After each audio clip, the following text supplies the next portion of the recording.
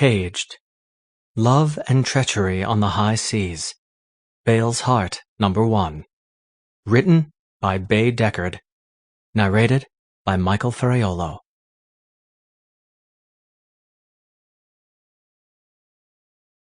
Chapter 1. Portsmouth. The cure for anything is salt water. Sweat, tears, or the sea. Isaac Dinesen. John stood in the shadow of the short wall, hands on hips, looking down over the steeply piled rocks of the harbour to the grey-green waters beyond. There weren't many boats out there, just a few Navy frigates near the mouth, some fishing vessels, and what looked like a small corvette just entering the harbour. He frowned, squinting and shading his blue eyes with a pale hand. John saw that the ship wasn't flying a flag. That's weird. The wind blew at his dark brown hair, making the curls dance around his head as he rubbed his eyes to take a better look. He narrowed his gaze against the bright, late-afternoon sun. The black and red corvette was a gorgeous, sleek, three-masted ship. John could see the crew, like scurrying ants, running across the deck, preparing to anchor down. John wished again that he had brought one of the long sights with him today. He enjoyed watching the boats come in, even though the thought of being on one horrified him. So many people in such a confined space.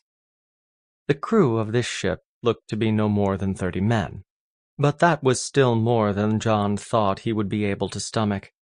As his eyes scanned the approaching vessel, he spotted a lone man standing on the quarterdeck.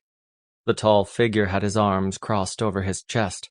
The tails of his long black coat flapped in the wind behind him as he stood stock still, supervising the flurry of activity on the deck below.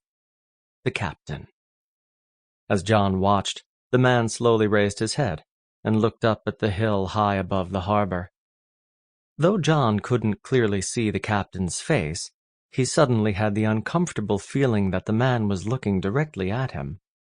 John's skin prickled with the uneasy thought, and he rubbed his hands over his arms. He stood with his back to the ancient, crumbling stone wall, dubbed the First Wall for its dubious role as the first line of defense, and should have been hidden from sight at that distance. There was no way that the man on the ship below could see him. It isn't possible. You're just imagining things again. John ran a shaky hand through his hair and thought it best to get out of the sun. His head was already starting to pound, and he was beginning to get strange ideas.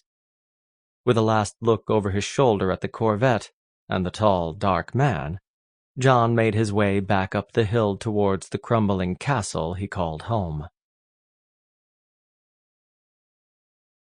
The door of the stable banged shut behind him.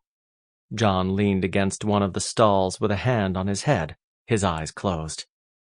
The headaches are getting worse, he thought desperately. The debilitating pain was becoming an almost daily thing. John coughed into his hand, a sudden shiver taking him. Taking a few deep breaths and clenching his jaw, he forced himself to stand straight. He had to get back to his room before the brunt of the agony hit him, or else his stepfather would find him collapsed in the hallway again.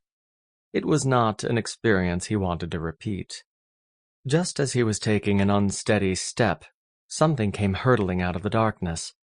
With a great bound, the brown and black shape flew through the air and crashed into John, knocking him flat on his back to the dirty, straw-strewn floor.